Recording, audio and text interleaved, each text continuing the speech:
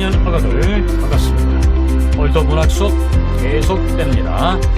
지난 시간에는 우리가 그 영상으로 수업을 진행을 해왔습니다. 그러나 아직 기술적인 측면에 있어서 좀 여러 가지 문제점이 있어서 아무래도 좀 그것은 도움이 크게 되지 않는다라고 생각하고 다시 수업 방법을 또 이전 스타일로 가져왔습니다. 더군다나 오늘은 또 내가 집에서 만들기 때문에 PPT를 넘겨가면서 설명하는 방식으로 수업을 진행하겠습니다. 자, 먼저 전시학습 확인합니다. 지난 시간에 공부했던 예덕선생전 공부합니다. 예덕선생전을 감상하는 데 있어서 가장 좀 중요한 측면은 비판적 수용 측면이었어요. 즉 예덕선생을 대하는 자목, 제자 자목과 스승, 선길자의 태도가 달랐단 말이지. 그러면서 그 두 사람 태도 중에서 우리는 어떤 것을 수용하는 게 낫겠는가, 또 수용한다 할지라도 선길자의 그러한 태도에 대해서 우리가 어떤 부분은 받아들이고 어떤 부분은 또 비판할 수 있는가, 이런 점들을 생각할 수 있었습니다. 고전소설이었고 특히 한문소설이었다. 근데 이게 좀 중요한 측면이죠. 네, 한문소설이기 때문에 우리가 공부하고 있는 교과서 내용은 지금 번역한 것이다 그랬어요. 그리고 여기는 그때 당시 양반에 대한 풍자와 비판이 담겨 있다 그랬고, 주제 바람직한 벗사김의 의미와 참다운 인간상 또는 양반의 허위의식에 대한 비판, 이렇게 두 가지 측면에서 우리는 주제를 잡아볼 수 있겠더라. 자, 특징 대화였죠. 대화 중심으로 한 문답 형식이었다. 그러니까 문답 형식으로 이제 진행됐지요. 그래서 자목과 그 스승, 선길자가 서로 이야기를 주고받는 형식으로 되어 있었습니다. 그리고 특정 인물, 곧 예덕선생에 대한 상반된 평가로 인한 인물들 간의 갈등, 네, 자목과 선길자, 제자와 스승의 갈등이 드러났던 것이죠. 자, 문답 형식.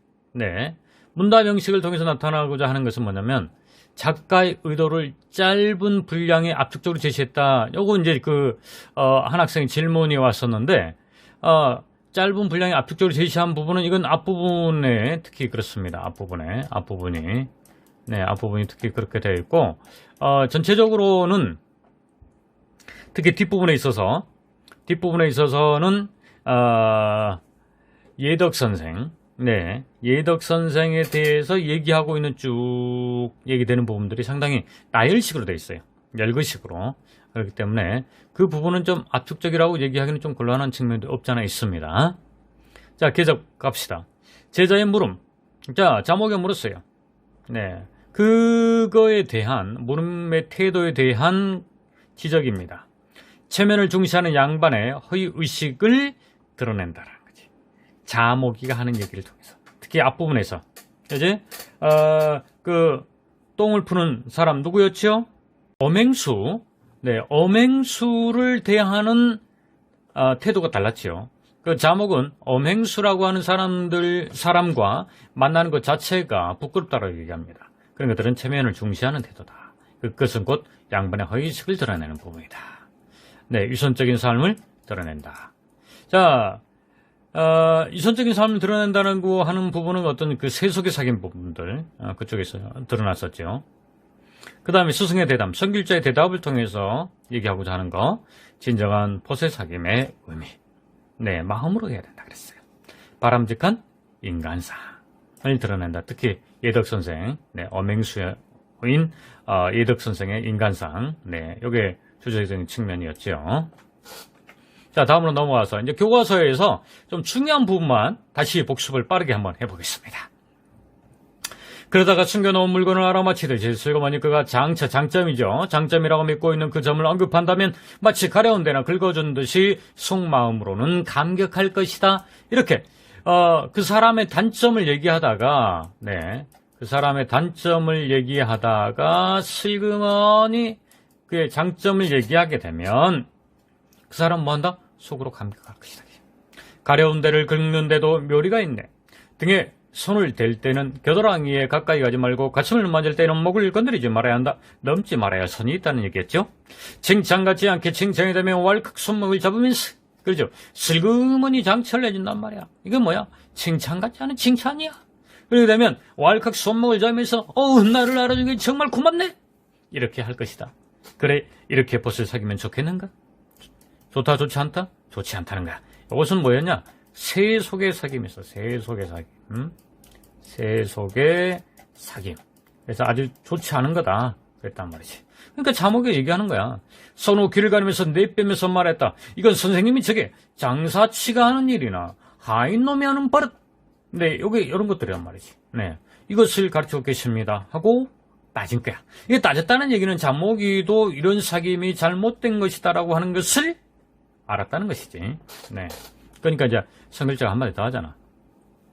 이제 내가 한 걸 더 다시 까왔어. 자, 이렇게 얘기했어.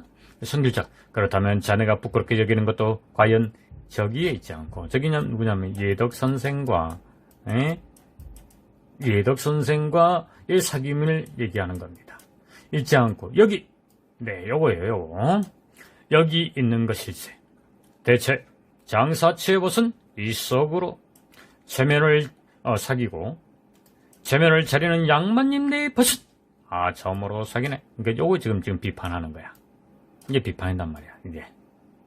그래서 그때 당시에 양반들은 아첨으로 사귀는 게 많았다는 거지.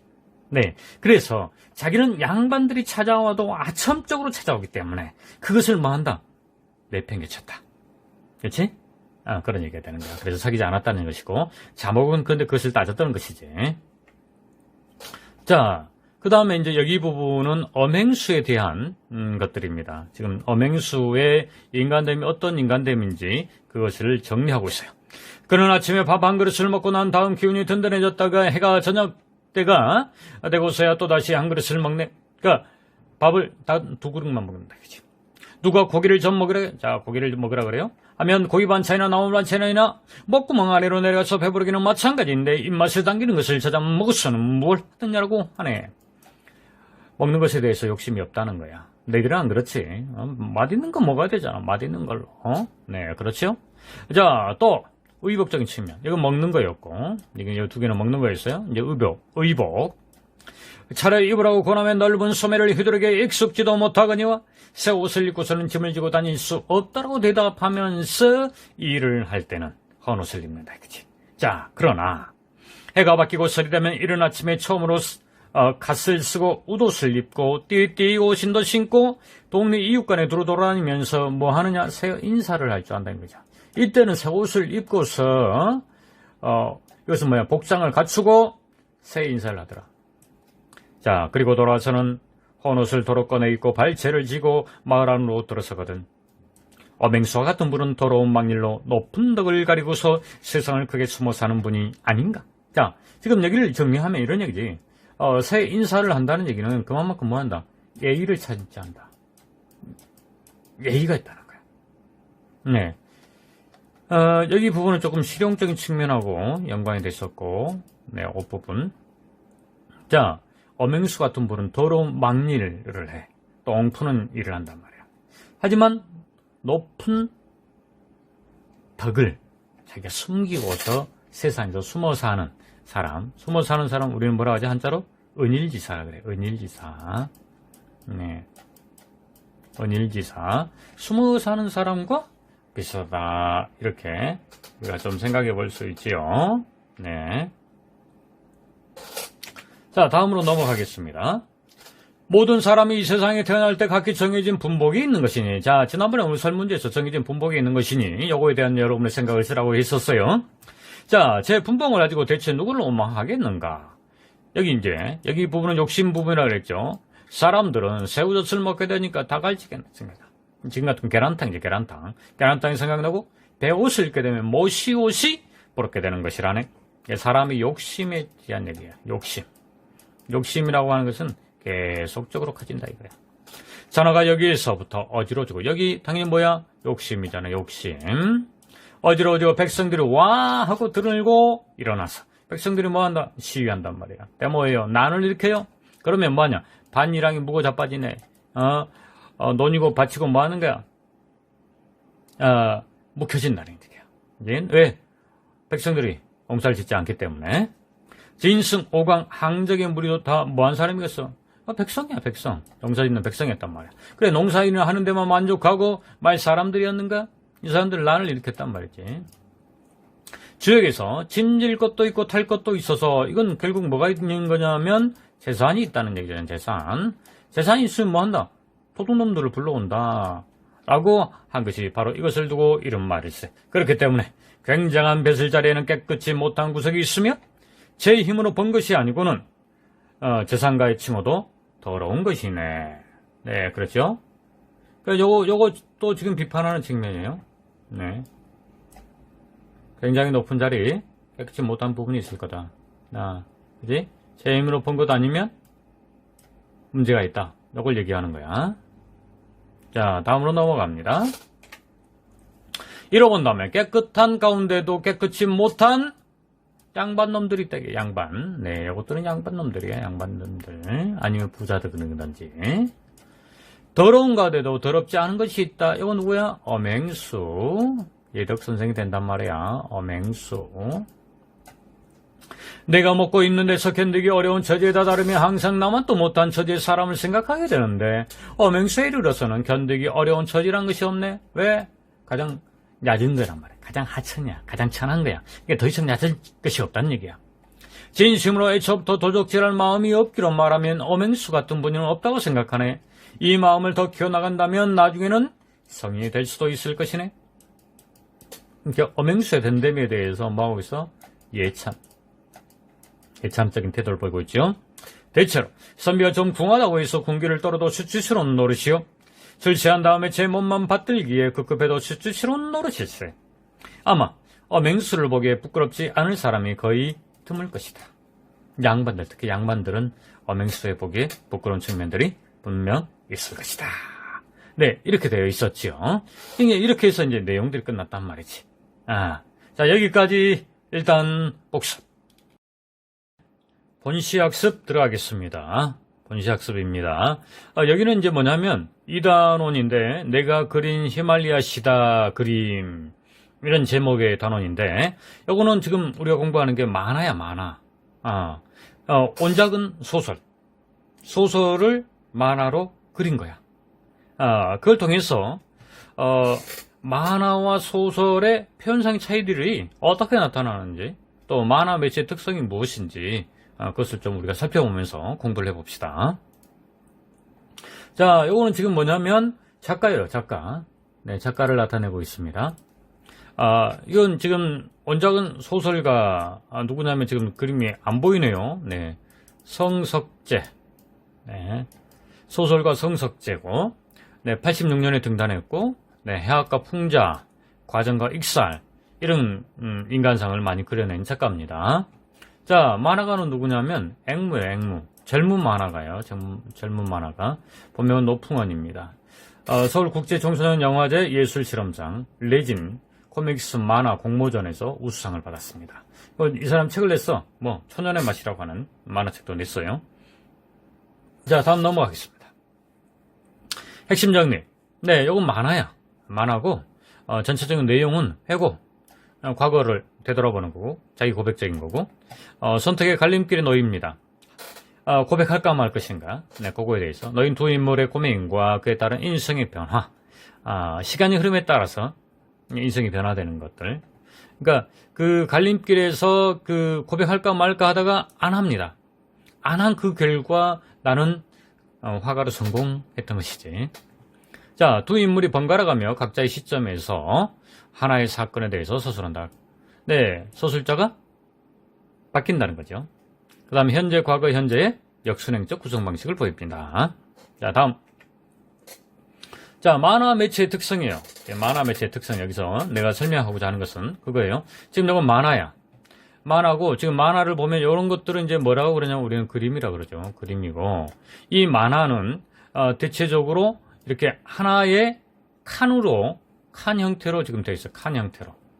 만화는 이렇게 하나의 칸 형태로 되어 있어요. 칸으로 이렇게 나뉘어집니다. 네. 그래서 칸을 의미 단위로 합니다. 글과 그림을 동시에 사용하게 되죠. 지금 여기는 이제 말풍선이 없죠. 다른 데 같으면 이렇게 말풍선이 있어가지고 어떤 생각하는 것, 또 말하는 거, 이런 것들이 나오기도 하는데, 대상을 단순화하거나 과장해서 표현합니다. 네, 단순화시키기도, 이건 단순화시키는 것 쪽으로 볼 수도 있고, 뒤에서 과장하는 측면도 나와요. 네. 이런 것들이 만화 매체의 특성이라는 거야. 특성. 그러니까 이렇게 하나하나가 끊어서 우리는 보게 되죠. 네. 자, 다음으로 넘어가겠습니다. 이건 지금 뭐냐면, 소설의 그 장면이야. 성석재, 내가 그린 히말라야 시다 그림의 일부분이라고. 지금 이게 이제 이 뒷측면에서 이제 만화로 나올 건데, 그거하고 이제 좀 비교를 하면서 봐줘야 돼요. 자, 소설 읽어봅시다. 일주일 동안 진행된 전시 마지막 날 오후, 나는 강당으로 걸음을 옮겼지. 모르겠어. 왜 갔는지. 강당에는 아무도 없었어. 벽에는 전시 작품들이 걸려 있었어. 글짓기는 온고지 여러 장에 쓰인 작품을 한꺼번에 벽에 앞정으로 박아놓고 넘겨가며 읽도록 해놨어. 차상을 받은 동시에는 아이들이 넘기면서 침을 묻히는 바람에 글씨가 다 지워지고 온고지 앞장 아래쪽은 먹지처럼 까매졌더군. 나는 천천히 그림이 전시된 곳으로 걸어갔지. 내 그림은 맨 안쪽에 걸려 있었어. 입선작 8점을 지나서 특선작 3점을 지나고 나서 황금색 종이 리본을 매달고 좀 떨어진 곳에 검은색 붓글씨로 장온이라고 크게 쓰인 종이를 거느리고 다른 작품보다 3뼘쯤 더 높이 초등학교에 다니는 아이들이라면 우러러 볼 수밖에 없는 그 높이에 이렇게 리본을 매달고 걸려 있었다는 거지. 그런데 4번이나 반복됐어요. 그 그림은 내가 그린 그림이 아니었어. 풍경은 내가 그린 것과 비슷했지만 절대로 내가 그린 그림은 아니야. 그렇게 이제 놀랐다는 얘기죠. 그러니까 지금 여기서는 그런데 절대로 이게 반복을 통해서 강조하는 측면이 있습니다. 자, 그래서 소설에서는 강당의 풍경이 세밀하게 묘사되겠다는 측면, 그런 데를 사용해서 당황한 인물의 심리를 그려내고 있다는 측면, 이런 것들을 우리가 읽어낼 수 있었단 말이야. 물론 시점은 1인칭 진공 시점이죠. 나는 그랬으니까. 자, 그런데 그 소설 부분을 만화로 표현한 거야. 그러면 이렇게 돼 있잖아, 만화 보면. 내 그림은 강당 제일 안쪽에 다른 아이들이 우러러 볼 수밖에 없는 높이에 걸려 있었어. 멀리서도 한눈에 보이거든. 리본에 딱 달고 있더라. 그런데 어떻게 이런 일이 일어날 수 있어 하고 내가 서 있어요, 지금? 구도가 거의 비슷한 걸 보니 인정할 수밖에 없어서 에나멜 구두를 밑으로 내려가죠. 밑으로. 그런 여기까지 끊어지는 다음에 밑으로 와야 됩니다. 이쪽으로 와야 돼요. 그건 내가 그린 히말라야 시다 그림이 아니었어? 네, 분명 내 번호인 124번이었어. 누군가 실수로 자기 그림에 내 번호를 적고 그게 장으로 뽑혔던 거야. 지금 요것은 요게 지금 눈만 땡그라니 그려놨죠? 네, 요건 뭐냐? 요거예요. 놀라서 커진 눈 클로즈업을 해놨단 말이지. 그지? 그리고 여기 칸만 역사다리꼴을 해놨어요. 네, 그죠? 이건 뭘 얘기하냐면 긴장감을 나타내. 긴장감. 네, 긴장감을 나타내기 위해서 지금 이런 구도를 갖췄던 거야. 구도와 거의 비슷한 걸 보니 인정할 수밖에 없어서 에나멜 구두를 신고 있던 그의 그림은 이런 식으로 그려졌다는 거지. 예, 간략하게. 지금 여기는 지금 없는 부분까지 넘어간 거고, 여기까지가 지금 소설에서 나왔던 부분이잖아. 그렇지? 그러니까 지금 보면 주요 풍경 빼고는 다 생략했단 말이야. 그지? 앞에 그 온고지 있는 부분에 대한 얘기 없잖아. 그지? 그 다음에 뻣뻣하게 굳은 뭔가 충격을 받은 듯한 표정을 그림으로 나타내는 거야. 네, 뻣뻣하게 뻗어 있죠. 네. 충격을 받은 표정이에요. 네. 그런 식으로, 만화는 표현한다는 거야. 그래서 소설과 만화가, 나타내는 게 다르다는 거지. 다르다는 거야. 자, 그 다음, 이 작품 전체적으로는 이런 얘기야. 이런 얘기. 상식으로 잠깐 동안 좀 봐주면 되겠습니다. 자, 빠르게 읽으세요. 발단, 전개, 설정, 결말. 됐어요. 네. 자, 작품의 짜임에서 소년과 소녀. 네. 소년. 다른 사람의 그림으로 장원상을 받았다. 소년은 번호를 잘못 적은 실수를 해서 상을 받지 못했다. 소년. 자신이 그린 그림이 아니라는 사실을 끝내 밝히지 않았어요. 소녀도 역시 자기의 그림이라고 하는 것을 밝히지 않았어요. 그래서 이후의 삶. 소년은 자신의 재능을 의심하면서 끊임없이 뭐 했냐? 노력했어요. 그래서 유명한 화가가 됩니다. 네. 소녀는요, 자신은 미술에 재능이 없다고 생각하고 그림을 그냥 좋아하는 사람으로 살게 됩니다. 네. 그러니까, 이 사생대회의 결과를 바탕으로 해서 이후의 삶이 조금 영향을 미쳤다는 얘기입니다. 자, 고생했어요. 오늘도 잘 버텨주셔서 네, 고맙습니다. 그러니까 지금 이 단원에서는 여러분들이 만화책을 보면, 만화책이다, 문학책에 그려져 있는 만화를 보면 충분히 이해할 수 있어요. 네, 충분히 이해할 수 있기 때문에 이 단원을 통해서 공부하고자 하는 학습 목표만 알면 돼요. 그죠? 만화와 소설의 차이점. 만화는 만화가 가지고 있는 매체 특징을 가지고서 형성한다는 거지. 그래서 우리는 만화의 특성을 이해하면서 만화도 읽어줄 필요가 있다. 네, 이렇게 생각하면 되겠어요. 오늘 또 고생했습니다. 네, 남은 시간 설문집 잘 풀어주시기 바랍니다. 고생들 했어요.